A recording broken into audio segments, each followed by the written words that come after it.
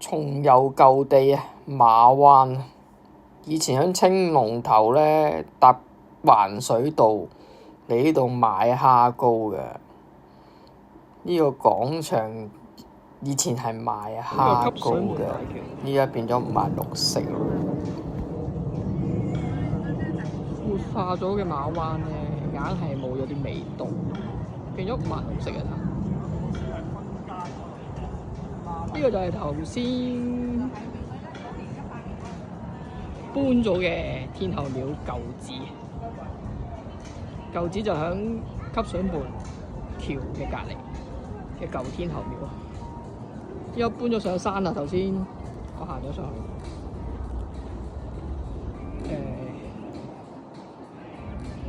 呢個就係土地公公、土地婆婆啦，應該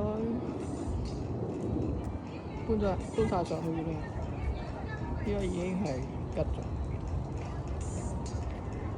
舊廟，都好大喎，裏邊呢個舊廟個頂應該影咗少少瓦頂，但裏邊唔知係咪仲靚仔？好靚仔喎啲瓦頂，都係有個天窗喎，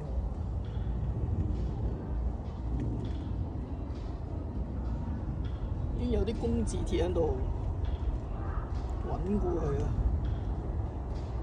但係我覺得活化還活化咯，我覺得就唔應該油咗啲青磚佢咯。咩油一陣油，即係冇咗嗰個味道喎，青磚。睇青磚油晒顏色，我覺得維持原貌會好啲咯。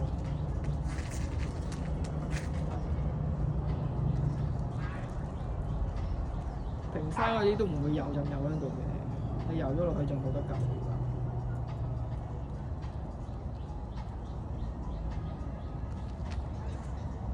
呢個鎖好靚，應該係銅嚟，因為天后廟嗰個舊嘅。裏邊應該係冇嘢嚟嘅，應該係搬走咗啦。